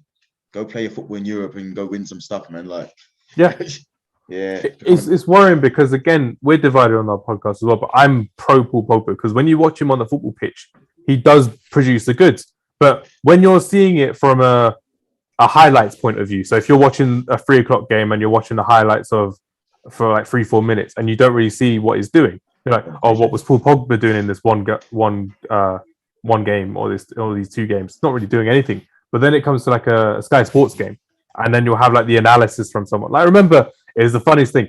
This season, BT Sport were getting in on him when he was playing against Atalanta away. Scholes was getting into him, Ferdinand was getting into it, and they're going, oh, he's definitely not going to start against Man City on the weekend. Oh, how does he get into this team? And then at the end of it, Jake Humphries, the presenter, then goes, oh, we've just found out that he's suspended for the game because he got red card against Liverpool. I'm like, you start an agenda for no reason against Paul Pogba. And I think a lot of these fans, unfortunately, they fall into this agenda of believing it because he is, when you play him as a centre mid or a defensive mid or 1 in a 2 with a Matic or a McTominay, he's someone that will thread the ball through to the winger. The winger will play it into the striker, but it won't be a tick against his name on a piece of paper. He won't get a goal, he won't get assist, but he'll be the one controlling the play. And that's where I believe Paul Pogba is at his best, when he's in there controlling the play a lot more, because Manchester United don't have a midfielder that does that. McTominay doesn't, Fred doesn't, Matic definitely doesn't. Exactly. Van der Beek could have, but he never got the opportunity. And Bruno doesn't really do that at all because it's too far advanced up the pitch pressing for a Ralph Rangnick type of side. Yeah. So I think if Paul Pogba gets into the side, he has to be played with another attacking midfielder who will do the work with him, i.e. Bruno Fernandes, and have someone like Matic or McTominay to sit with him. But when you have Paul Pogba and you give, like, even when you're watching this Egyptian side now, we've got a 4-3-3. And then he's playing further than I've normally seen him for Arsenal because he's normally in a DM position, but he's got a bit more freedom to play forward. And I'm not comparing them the two at all, but when you have that extra 5-10 yards of space and you have that extra freedom to play a bit further up the pitch, it works to benefit Paul Pogba because it can only benefit it. The way I see it is when you see him against Man City, that prime example when he's playing further up the pitch with Jose Mourinho and we won 3-2 at the Etihad, he's playing further up the pitch. He had less defensive responsibility, but he was also controlling the game. And he scored 2 and he could have scored a hat-trick and Spawn scored the winner. But that's when I see like the best of Paul Pogba. I don't see it when you're seeing it really with him on the left, because on the left he has to drift in like a Juan Mata. Juan Mata plays on the right, but he drifts in to make it an overlap in the midfield. But I wouldn't want him in a 2 in a defensive mid unless you had someone very defensive minded, like a Declan Rice or an Ndidi or a Kante. Yeah. But I don't like this whole negative feeling towards Paul Pogba from Man United fans. I find it very worrying when they're like, "Oh yeah, he's always injured. He loves a niggle." Because you see it in the media enough as well. It gets a bit worrying. Do you know? I liken him to Aubameyang in the sense that when you have a guy that's as flamboyant as he is in his character and everything he does, he's sort of held to a different standard. You know what I mean? By pundits, fans. You know what I mean? It's like when you see a guy doing well when he's a bit flashy with it, people take a dislike to it. Aubameyang's the same. He's deemed to be quite flashy, and then they start throwing all the criticisms at you. And then the second that you're not on form or you have a bad game, they're waiting for that opportunity to just pounce on you. Yeah. Worried to pounce and be like, "Oh yeah, this guy's not doing it this weekend," and just worrying. Free kick in Egypt, second half started. No, but I agree with you on that as well. Like, I believe if you were to have him in a team with what a holding midfielder who we've been crying out for 4 years, 4 years, literally, you were just there thinking we haven't replaced Ander Herrera, who actually did a job properly in the holding midfield with Nemanja Matic. But everyone can see Nemanja Matic past his best, and we can't rely on him for the rest of the season. But I'm just there thinking, like, if we had spent £80 million on Paul Pogba, here's someone that we wanted to build the team around. If you want to have someone like a Paul Pogba, you need to have proper wingers, you need to have proper strikers, a proper midfield partner that you can actually rely upon week in, week out. To be honest with you, though, I think the issue at Man United is you make all these big name signings, but you don't actually address what you need. So, that's been evident since Sir Alex Ferguson left. Yeah, it's just these commercial signings that you make that, you know, are going to make shirt sales and whatever. But because, like you said, you've needed a CDM for years. The Jadon Sancho situation was a bit crazy because you were chasing him for ages, then you got him, and then now he doesn't look like the kind of winger you need. Like, all I'm saying is because MG11 is out the picture, he's very much needed now. This side of the year, yeah, he's definitely needed now. Definitely needed now. But hopefully he actually gets to play as a right winger instead of a left winger, because this is it. Everyone is judging him as what he's doing at Man United, but he's playing as a left winger. And I've said this for time. Not every single winger in the world can play inverted. Yeah, I get that. But the issue for me at the minute is, I don't know, the way he plays doesn't seem aligned to how you play. So with United, I always imagine your wingers being just rapid, pacey wingers. I mean, obviously, if you go back far enough, Beckham wasn't pacey, but he played right midfield, different time. So pacey wingers. Jadon Sancho is a ball carrier, skillful, technical, and we saw that in the German league. Slower game, so you got more time for that. In the Prem, you got to be a bit more of a runner. You know what I mean? And I don't. He's got to run through the lines a bit more. He's got to break through it because he does it best. He does it best in the Champions League than he does in the English league. Like, I remember, I've watched. Unfortunately, I've watched a couple of games live this season, which has been great. The game against Villarreal, he had a better game against Villarreal, the Europa League champions, compared to the game against Newcastle when I watched. But that's exactly my point, though. That's exactly my point. That European style of football, slower game, suits him down to a T because he's got more time on the ball. Do you know what I mean? Definitely. Fast pace, he's going to struggle, and I've not really seen much success otherwise in the Prem. So it's interesting. But then again, what I'm looking at is when you're looking at, you know, signing him, if you're looking at what your team needs, surely these are the things you take into consideration. Do you know what I mean? You would think. It's like Man United were linked with Boubacar Kamara from Marseille recently. He's out of contract in the summer, and Marseille quoted at 10 million euros for Manchester United to buy, and we rejected him. But Boubacar Kamara has better clearances, better tackles, better passing accuracy per game than Fred McTominay and Matic. But it's just the fact that, would he settle in straight away to the English league in the 6 months? Would he be right for the next manager coming in? So even though people are saying, "Oh yeah, we need a CDM," there is that other side to the coin where you're thinking, great, if we need a CDM, we need to get someone who can fit in right now because it's January. It's not the summer where you can have a pre-season, get used to the players, get used to the tactics. the flip side to that though is, can it get much worse than what you got in there at the minute? Can you come in and be worse than Matic? McTominay, I think he gets a lot of flack. He's not. I don't think he's terrible. The thing is, I think he's actually all right. He's not a holding midfielder. That's the thing. He's someone that we want as a box to box. So it's like if you needed someone with McTominay. So you need someone to be a box to box with someone as a holding midfielder next to him. Yeah. Because with Man United, if you're playing Fred and McTominay, they're both box to box midfielders. That's why you see us overrunning midfield 9 times out of 10 in a game. And you saw that especially in the big games against Man City and Liverpool earlier this season at Old Trafford as well. Yeah. But realistically speaking, I would love another CDM, but it has to just be the right one because we're sick of. For me, I'm sick of all of these signings that they come in but they don't do the job, or you're just there thinking it's just another signing to please the fans. Because you can sign anyone, and Man United will be like, oh yeah, it'll be really cool, but it doesn't happen. Like Man United spent like 15 million on a winger called Facundo Pellistri. He's been on loan twice. He hasn't really made a first start for Man United, and he's been at the club for 2 seasons. He hasn't played once. Was that the guy from Atalanta? Was it? No, that's Amad Diallo. Diallo's okay, yeah. Oh, Diallo's one. Okay, yeah. Diallo came from Atalanta, but again, he's gone on loan this season as well. So, I mean, to be honest with you, though, I do think that when I look back at it now, in hindsight, I think Solskjaer was building something. You could see a little progression year on year. You finished second. What I think threw him off was the Ronaldo signing, because it just changed the complete your style of play. Under Solskjaer, you played best as a counter-attacking team, sitting deep, hitting on the break. It worked for you. You finished second that season. And then Ronaldo came in and it sort of just skewed everything, in my opinion. I mean, he's done all right for you, but it's a big ego in the dressing room. I don't think you actually needed him, truth be told. It was the thing that I think we're always going to go back to it, that those links with Man City. So I'm pretty sure like Sir Alex Ferguson got a whiff of it and be like, oh yeah, you can't go to Man City. Rio Ferdinand said that he texted him before and said, oh yeah, no, it's just a power play from my agent. Then Man United got involved with him. I'm like, yeah, it's brilliant. We got him.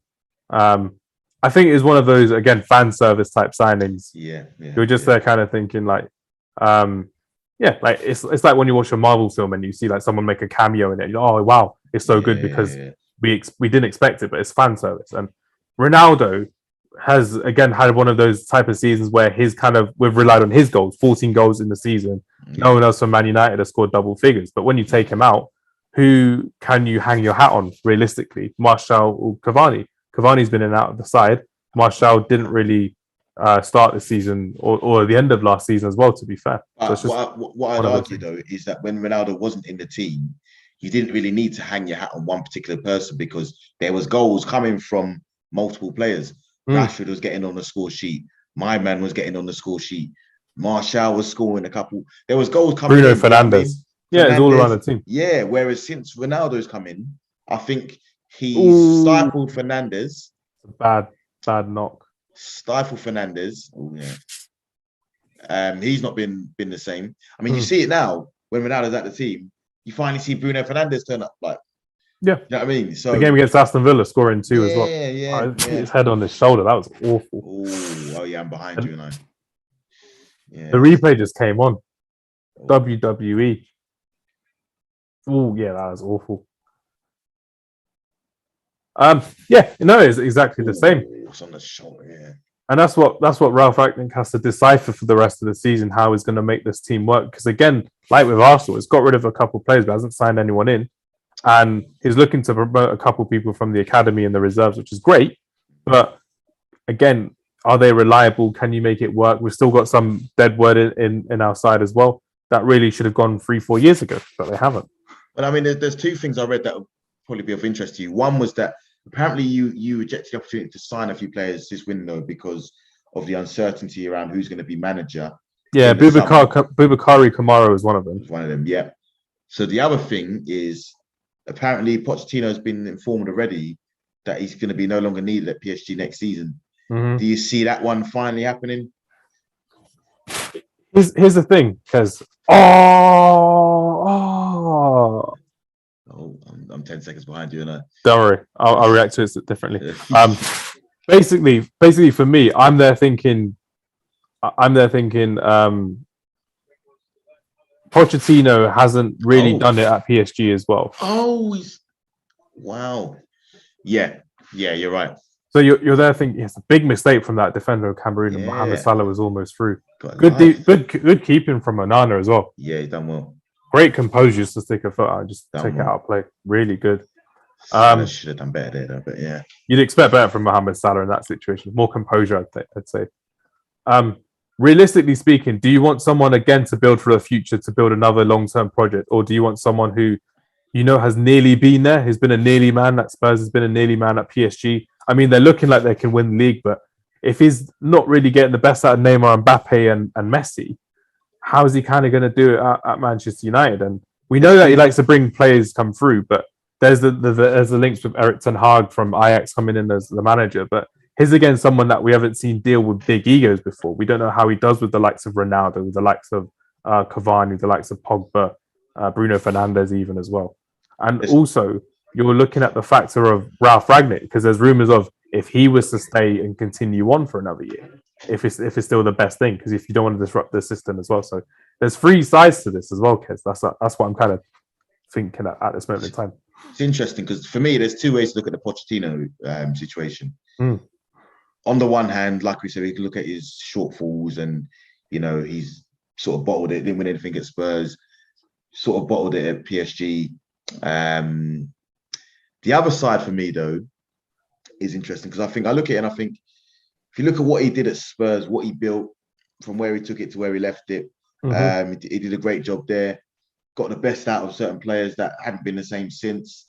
Bigger names have come in at Spurs since he's left and done a worse job. And I would say, again, because he made Spurs relevant. He made Spurs a top 6 club. Exactly. And they're the ones that could kind of thank him for not just really continuously selling out the new stadium, but for continuously developing Harry Kane, Ali, like you said, all of these players that he brought through and he developed personally as well, which is 100%. Then you're developing. You can see he's got a philosophy and identity as well. At PSG, it's easy to judge him because he's got all these big names. But if we're being honest, the PSG job is another one of it poison chalice where you're managing so many big egos in the team. They've got superstar ballers everywhere. So it's not as easy as going in and just winning the title like it's FIFA. Do you know what I mean? I mean, you should be winning the title, but to go and win the Champions League or to go, not many people, well, no one's been able to do it. So I look at him and I actually think going from PSG to Man United, you're going from one poison chalice to another, truth be told, with less chance of winning the title. But I've always said I'd like to see him at a big club in England with spending power and see what he does with it, because from the way he improved Spurs, with the lack of spending power as well. Exactly. So I think it'd be interesting to see. I would not say no to him, and I would not say no to Ten Hag. Like I've said previously, my personal choice would have been Luis Enrique, the Spain manager. And you and I both went to that game, Spain versus Italy in the Euros in the semi-final. And for me personally, Spain were the better team in the tournament than Italy, but obviously they lost on penalties, and they're very enjoyable to watch. And that's all due to most of it's due to Luis Enrique, the manager, 100%. The way he got the team playing, the bold choices he makes, the way that he plays football is for me fascinating. He's developed it from 2015 when he saw that treble winning side for Barcelona. But I know that's not going to happen. But then you're kind of looking at, do you want Pochettino in and do you want Ten Hag in as well? Ten Hag is someone who I would like to see because his style of football is very entertaining to me as a fan. But it's in another league where you're kind of thinking, oh, that's a lie. I don't watch Dutch football, but I watch him in the Champions League. I'll go out of my way to watch like a 5:30 kickoff of Ajax versus Sporting Lisbon or something because it's fun to watch. The players that he's got and the players that he's lost and has continued to build, I find that brilliant. Because if Man United, let's say for example, were to lose Pogba on a free, we were to lose Cavani this season as well, it wouldn't be the worst thing in the world to get some of these players out and start afresh and start building again and again and again. It's just the fact that I personally believe Pochettino is the best out of the two options, but I wouldn't say no to either of them. That's fair. And based on what you just said there, you wouldn't mind getting rid of some of those players. That's why if I take it back to Arsenal, I think now is a time for patience because on the one hand, we've been saying that we want to get rid of deadwood and we're carrying too much dead weight for ages. But the truth of the matter is, when you start that process, it's going to be painful because you're going to have to get weaker before you get stronger. You know Ripping off the band-aid, because that's how it is. Because I'm exactly that. I'm there looking at I saw the wage bill for Man United 2022. Yeah. Luke Shaw earns more than Mohamed Salah. Mad. You're just there thinking is a left back that can't even guarantee his own first choice position and is getting paid more than a left back. Dean Henderson is like 10, 20k below Mohamed Salah and Sadio Mane. And you're just there thinking he doesn't even play. Now I can understand Salah's demands though. It makes more sense to me. Yeah, that's crazy. Because when a player and when an agent sees that, and you're just there thinking, I'm not asking for a crazy amount. The FSG know how to manage their business, their clients, and their assets as well. You're just there thinking, Man United need someone like FSG to manage their players, because no way in hell should Juan Mata still be at 160k a week when he hasn't played more than 5 games for Man United this season. That's crazy. He just makes the bench every game, but he'd be like the one before the goalkeeper to be subbed on. Like they'd rather sub on. Happy to be there, mate. That's crazy. You'll see him like in training pictures smiling. You'll see him like commenting on everyone's posts and stuff. But you're just there like, I loved him in like 2017, 18, 2016 when he won us the FA Cup, and you're just there like, this is when someone needs to be moved on. He really needs to be moved on, and it's not just for our benefit, but for his benefit as well. He's staying in it. He's got a coaching role afterwards, isn't he? Yeah, that's the thing. That's it's like a Michael Carrick thing. It will just stay there in the background as an extra sub, and then he'll come on to the coaching role. So I'm like, fair play, that's fine, but it should have been done as a business, like just cutthroat. It's like with Arsene Wenger, like you said before, there is a bit too lenient to some of the players and putting trust into them. So unless Juan Mata's like amazing as like a man motivated to the players coming off the bench, that's all I can see really. But it's quite worrying how Man United have kind of gone about another transfer window. So hopefully with Ed Woodward leaving and we've got Richard Arnold now, hopefully it's someone brand new that can actually bring fresh ideas and let the footballing people deal with these decisions even better, which I would say. Yeah, it's interesting times, man. I think we're going through a similar process. Well, we've actually started the process of getting rid of it, and like I said, I guess it calls for patience from the fans when that process starts, because like they say, trust the process. I don't really trust it at the minute, but let's see how it goes, innit? Let's see. Because the way I see it is, we started that process back in 2019 when we got Solskjaer to become our permanent manager, and he actually got rid of a lot of our deadwood, which was great. But it's just the fact he was going through it season after season after season, he's continuing to do it, and he never got to go through and fulfill his full vision. But that's how we see it. It's going to be another new vision again, which isn't the case. But on to lighter things. Let's talk about some of the new Premier League transfers that we've seen, Kez, because there's a few that I've really been surprised by. Some of them I've been wowed by, and some of them I'm just there thinking, I wish Man United would have signed some of these players as well. Let me share my first one that I'm really happy about personally is Christian Eriksen going to Brentford. That's a nice one. Yeah, that's a nice one. It's a nice sentiment in terms of footballing reasons. You're just there like, he couldn't really get a game because of the laws in Italy for Inter Milan respectively. He was training on his own for a while as well, and Thomas Frank was nice enough to give him a contract. So you're just there like, it's going to be good to see him in the Premier League, and he is someone of a top tier caliber that we've seen in the Premier League recently as well. So hopefully he can offer a bit more excitement and exuberance to this already exciting Brentford side that we see already. 100%, 100%. Great signing for him. Great signing. Talking to Brentford, the Ivan Toney. Oh yeah, so funny. You're just like, why would you say that? Why? And he puts out a statement, like one of those Man United paragraph statements. I'm like, no one cares. You said it. It's just there. You can say whatever you want. You can write whatever you want. You've said it. It's out in the world. People can see. I want to know how he's trying to get us to believe that is edited. Like, where did they edit it? It's it's crazy. It's so bad that. No, that's a good signing, to be fair. Who else am I impressed with this window? To be fair, outgoing. So Adama Traore to buy out Barcelona. I think that'd be a good move for him. It would be a good move. Yeah. It's like a semi-homecoming because he's played there before as well, which will be good. Yeah. It'll be good to see him in Spain because when I'm looking at unfortunately I have a couple of friends who support Wolverhampton Wanderers, and they're really upset because they're like, oh no, Adama is gone. But I'm there looking on the outside, like, he's only scored 1 goal for you this season in the league. He hasn't made any assists. But then they're like, oh yeah, but he's top of like progressive runs and he likes taking on opponents. I'm like, Trincao and Podence can do that. Neto, when his back fit, can do that. Huang's been doing that as well. But what I will say with guys like him is, we live in a stats era now as well. So if you're not goals and assists, people don't really notice it.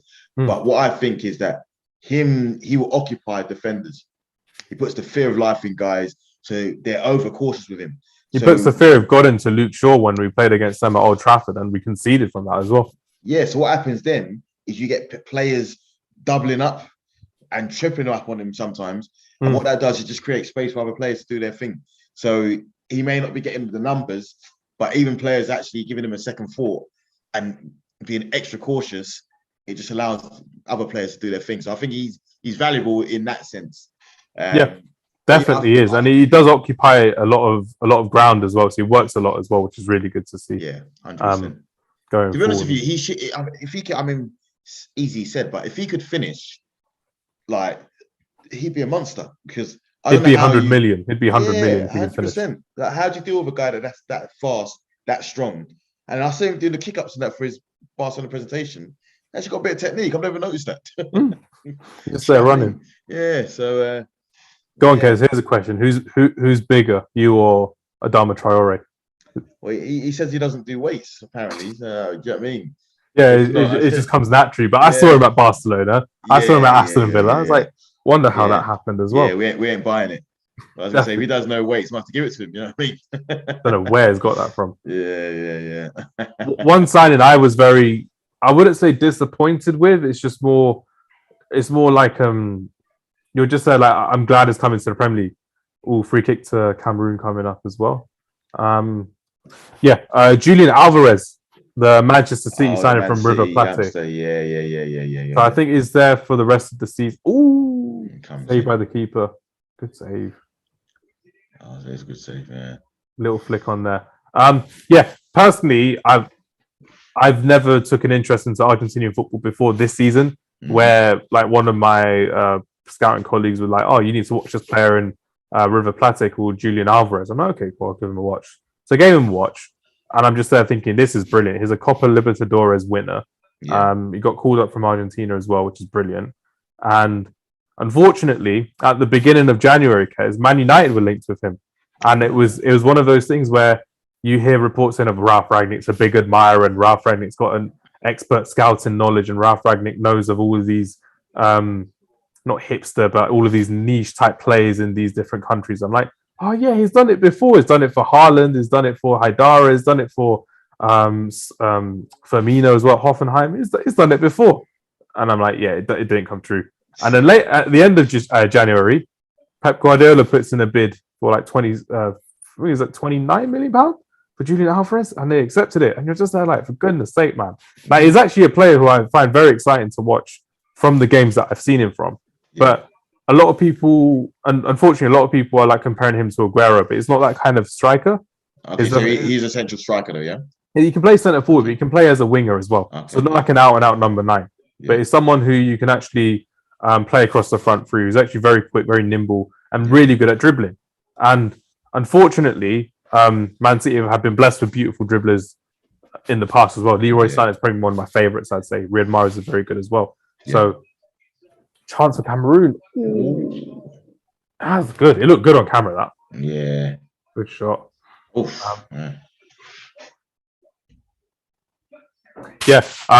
that's quite good, because if he does settle, and we all know Pep Guardiola loves to let his players settle for like a year or so, it's been proven Gabriel Jesus didn't really need to settle. But when you see someone like João Cancelo, the first season, he was settling on the bench, settling into the culture, because they can afford to do that. Julian Alvarez will be loaned back to River Plate, and he'll be coming in next season in the summer, and he'll probably settle for a year.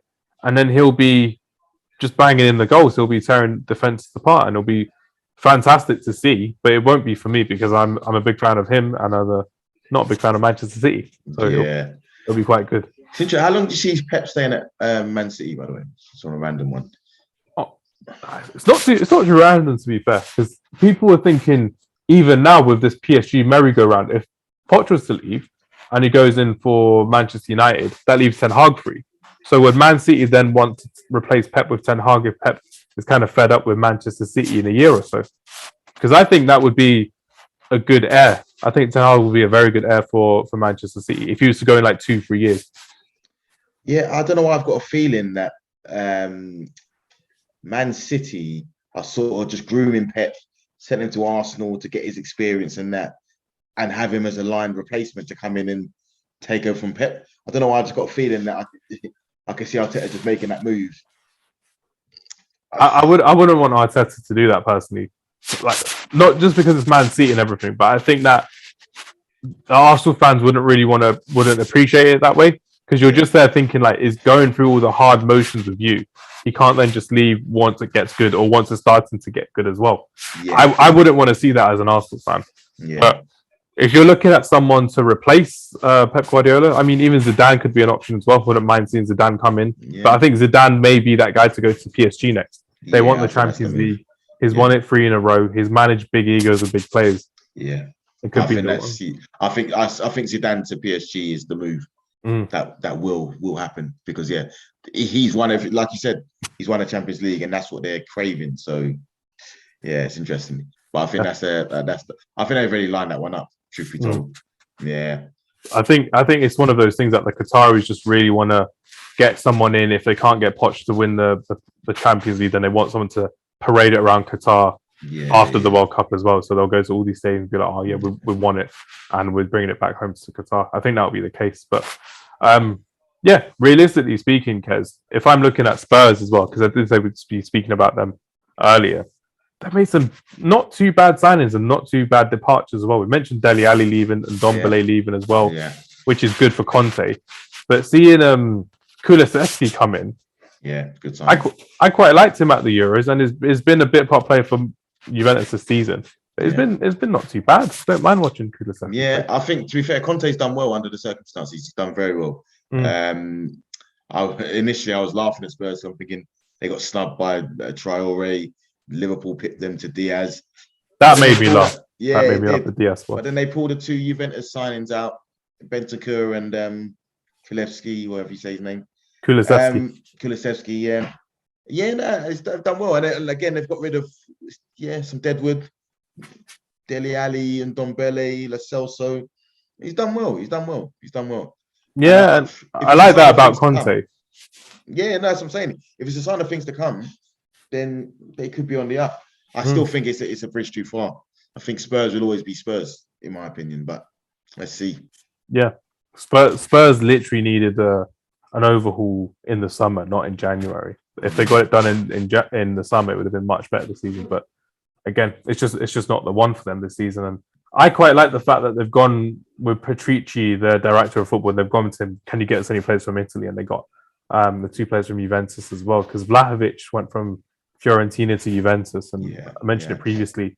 I find him as one of the best young prospects in European football, and to see him in the Champions League against Villarreal would be brilliant, and a lot more people will notice him, which will be fantastic. Because like yourself, I do like watching foreign football, so like Italian football, watching Fiorentina playing some of these big games is quite fun. It's interesting to see what that means for Morata though, because he didn't get a move, and can't really see him playing much. There were rumours of Morata being loaned to Spurs as well, but I'm pretty sure Morata would have just said no to Spurs. Well, yeah, because there was a few deals where who was it? So I mean, Vlahovic didn't even entertain Arsenal or Spurs. He didn't even listen to that because we were trying to get him.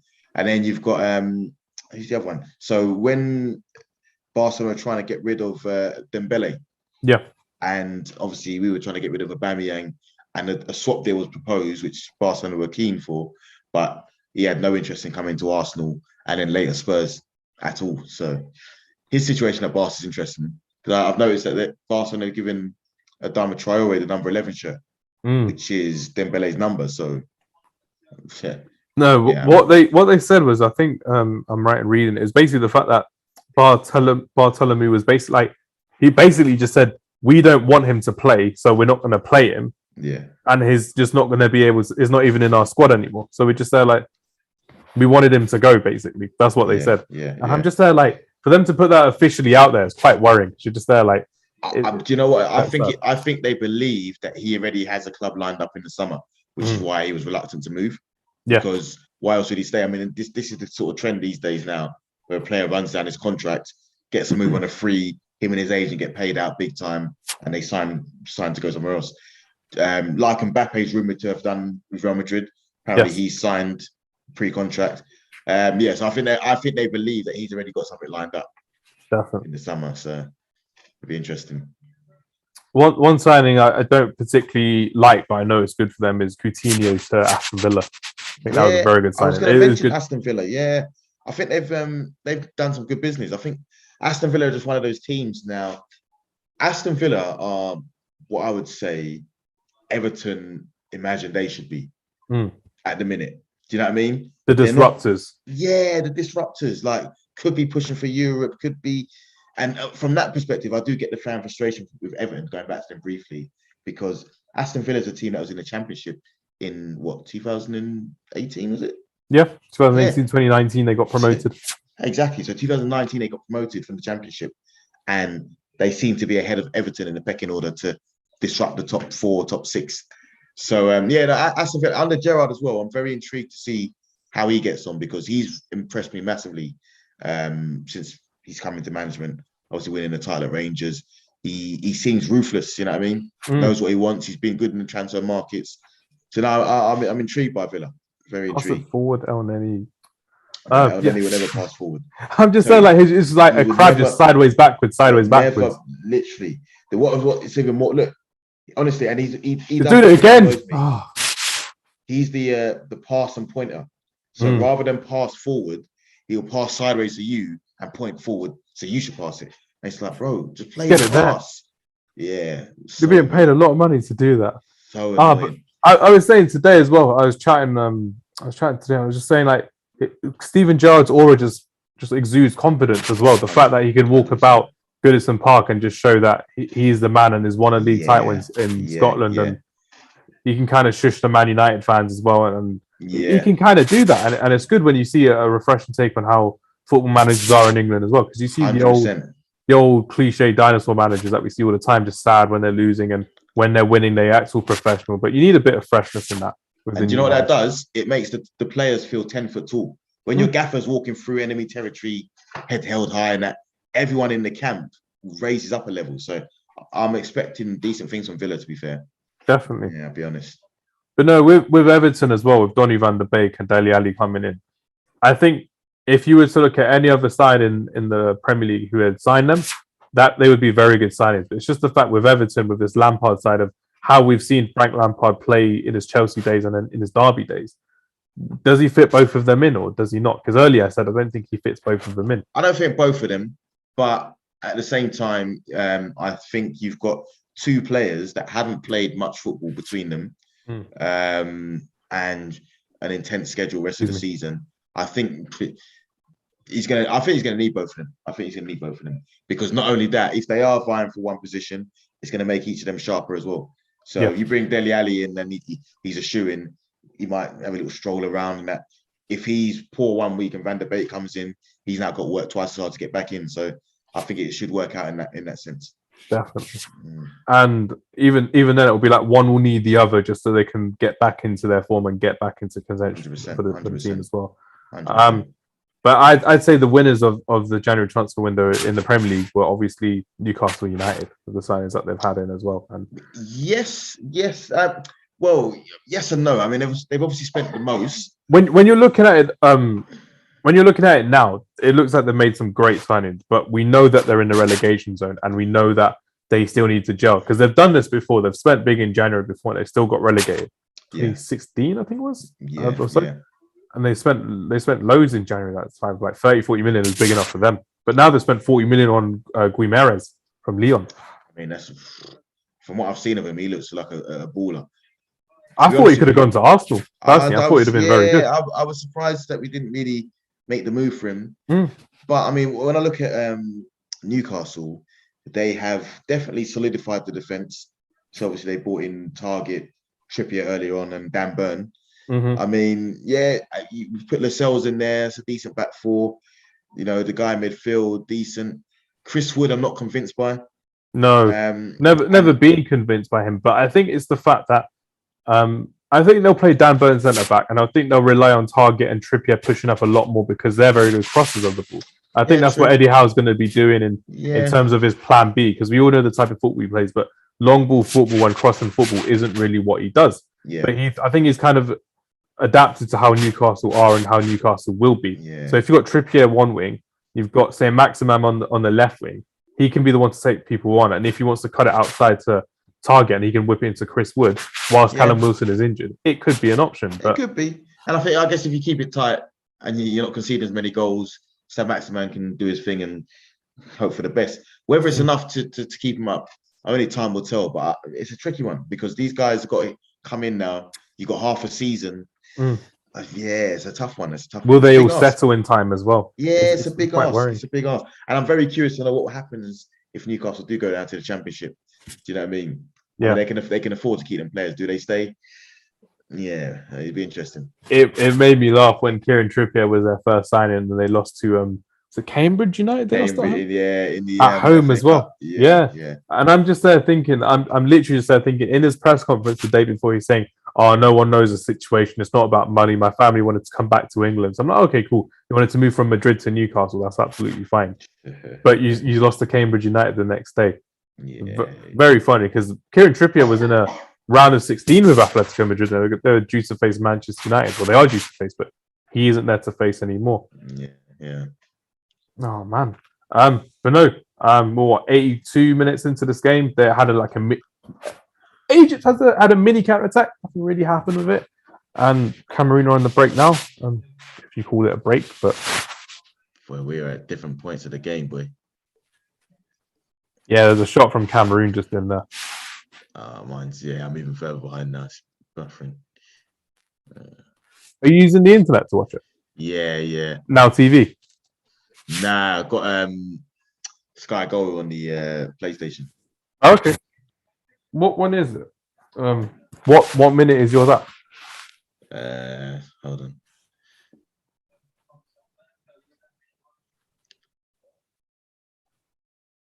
Okay, so it's 82.50. 82.50. Okay. Let's have a go. We'll see if I can rewind it to get to the same bit. This game, like you said before, a lot of these. Is it 8250? Yours is that? Well, it's now 8308. Okay. Yeah, that's that one. But no, a lot of these African Cup of Nations games, like you said at the beginning of the tournament, they were 0-0s, and it looks like Egypt are kind of dragging this one to. That's how Egypt win this game. Egypt win the game by dragging it out to the latter stages and just pounce late on. Yeah. Or goes penalties and you take the gamble. But Egypt have been to extra time so many times in these knockout rounds. It's like with Italy in the Euros as well. They did that against Austria. They did that previously as well. I think obviously they did that with England, and they did that with Spain obviously as well in the semi-final as well, which was the case. But I think Egypt. I think if Cameroon needed to get the win, they should really have gone for it. Made a couple of earlier substitutions as well. They have the attacking options on the bench as well, which is crazy.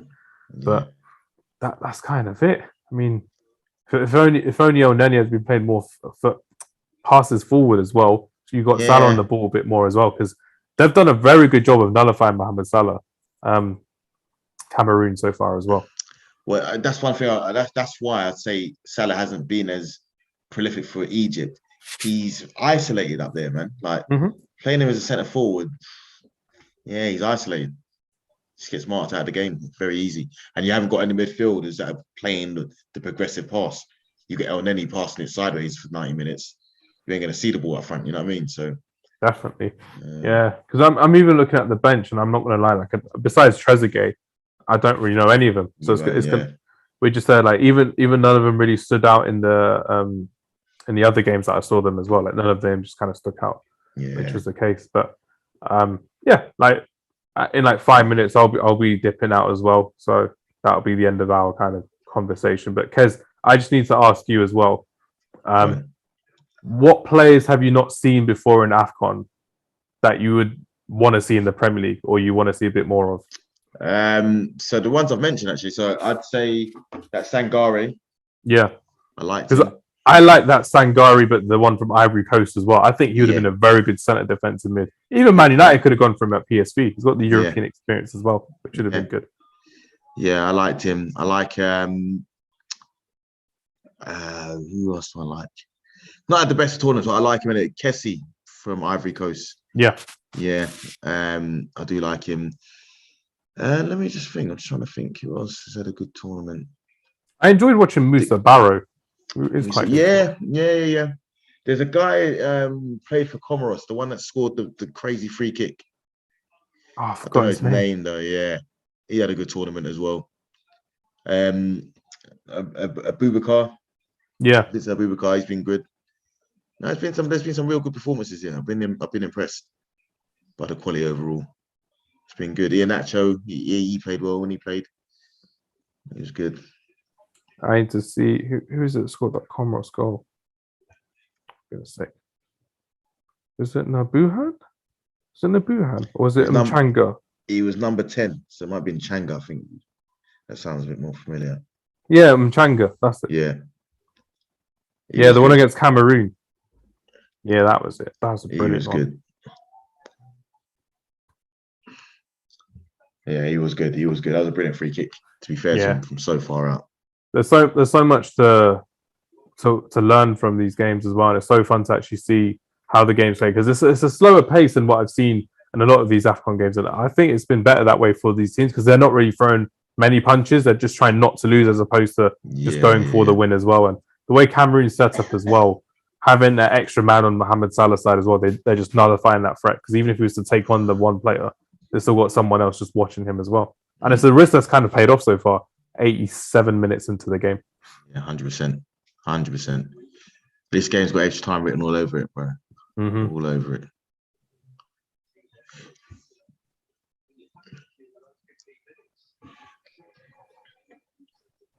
Now I've got a question for you just before I dip out and leave, Kez. Go on.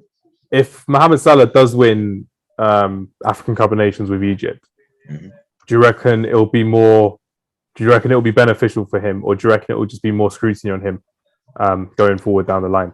When you say beneficial in terms of his contract situation, or just to be honest with you, I can't see how it makes it more difficult. I think it only adds to his stock. Yeah, because I'm there thinking like if it does add to his stock and he doesn't get that contract, does he then try and get that contract elsewhere, like a PSG or a Bayern Munich or somewhere like that? It's a no-brainer. I think that it's clear that he wants to stay at Liverpool. But even based on what you said about the United numbers, it makes sense for him to be getting paid up there because he's done more than enough to warrant that. So I think Liverpool's predicament is if you break the bank for him, you could open the floodgates in terms of what people ask for. Because then you give it to Salah, you then got to give it to Mane. Yeah, do you know what I mean? You give it to Mane, you have to give it to Van Dijk, and so on and so forth. Yeah. So it starts a domino effect. So it can't hurt him to win it, but I don't know if it's going to do much in terms of getting in the contract from them. So only time will tell with that one.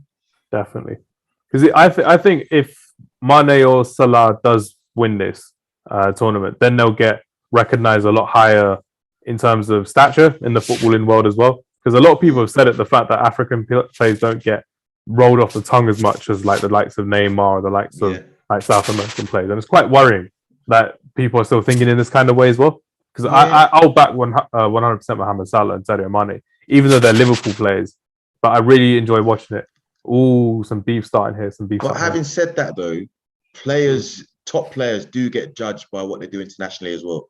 If you look at the likes of Messi, people tell you as good as he was, he didn't win a Copa America. Do you know what I mean, or whatever the competition is. So they do get judged by what. So I do think one of them winning the Afcon. Oh, yeah, you're seeing it now, aren't you? Yeah, one of the Afcon players winning the Afcon, it does enhance their stock massively. Mm-hmm. Oh, red card. Oh, Carlos Queiroz. It's going mad. Oh my days! Kicking a water bottle and everything. We love it. It's actually spiced up this game somewhat. It has done, yeah. Which is the case. Right then, Kez. I'm off. All right, brother. I'm just gonna leave you my prediction, and hopefully, when I get back and check, I'll be right. But I think it's going to go to penalties, and I think Egypt are going to win on penalties. Yeah, I'll go with that one. Egypt on pens, yeah. Egypt on pens, winning pen. Yeah, unless something changes in these next 4 minutes and I look like a clown when I go to football when I come back. But no, everyone, thanks very, very much for watching. Kez, it's been a pleasure as always. Great talking.